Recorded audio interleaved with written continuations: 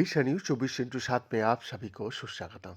दर्शक, सन 1845 में महाराजा रंजीत सिंह का मृत्यु के बाद सिख साम्राज्य की सत्ता कमजोर पड़ चुकी थी। इसी मौके का फायदा उठाते हुए ब्रिटिश ईस्ट इंडिया कंपनी ने सीमाओं पर अपनी सेनाएं बढ़ा दी। खतरे को भांपते हुए खालसा सेना ने सतलुज नदी पार की, लेकिन शुरुआती लड़ाइयों में उसे लगातार हार ही मिली। खून खराबे से भरे इसी निष्कर्ष और संधियों की मेल से ही उस जम्मू कश्मीर का जन्म हुआ जो आज हमें नजर आता है। दर्शक, 1845 की सर्दियों में 3 पराजयों के बाद सिखों ने सतलुज के दक्षिण के सारा इलाका छोड़ दिया। उन्होंने सिर्फ सोराव गांव के पास लगभग 3 मील लंबी एक भारी किलाबंदी पट्टी पर अपना कब्जा जमाए रखा। सोराव अमृतसर से लगभग 30 मील दक्षिण में था। करीब 35,000 खालसा सैनिक वहां मोर्चा संभाले हुए थे। बंदूकें भरी हुई थी, तोप तैनात थी। घर की कमान तेज सिंह का हाथ में थी, जिन पर पहले से ही विश्वासघात के आरोप लग चुका था। उन्होंने परत दर परत खाइयों और मोर्चे का निर्माण कराया था, जहां उत्तरी किनारे पर लाल सिंह तोपखाने का नेतृत्व कर रहे थे। दोनों किनारों को सतलुज पर बने नाव की पुल से जोड़ा गया था। पीछे सर्दियों की बारिश से उफनाई सतलुज दहाड़ती हुए बह रही थी। 10 फरवरी 1846 की सुबह जैसे ही नदी पर छाया कोहरा छटा, ब्रिटिश तोपों ने आग उगलना शुरू कर दी। गोलीबारी विनाशकारी थी।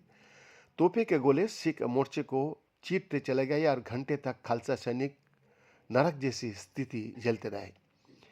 मध्य सूबे के आसपास मेजर जनरल रॉबर्ट डीक ने पश्चिम से हमला बोला और रक्षा पंक्ति में सेंध लगा दी। ब्रिटिश पैदल सेना लहरों में मिट्टी की दीवार पर टूट पड़ी।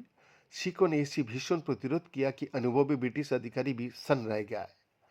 एक ब्रिटिश अधिकारी ने बाद में सिखों की हताशा वीरता का वर्णन करते हुए लिखा, जिन सिख तोपचियों से हमारा सामना हुआ वो साहस कटकटी दोनों में चुने हुए लोग थे।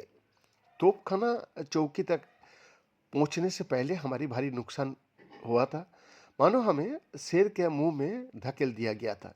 जब हम वहां पहुंचे तो तोपची अपनी तलवारों लेकर उतर आए और हम अपनी बेहोशी दशा में रह गए। फिर लोहे से लोहे का भयानक टक्कर शुरू हुई। कुछ ही मिनटों में जमीन सैकड़ों बहादुर का खून से लाल हो गया।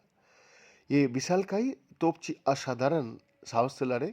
जब हमारे कुछ सैनिकों ने संगिनी घोपी तो उन्होंने बाई हथेली से संगिनी का नाल पकड़ ली और अपने भारी तलवार से हमारे सैनिकों का सिर काट दिया।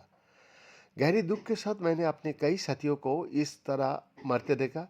लेफ्टिनेंट JW वर्ल्डविन सोराब युद्ध की स्थिति में बोला।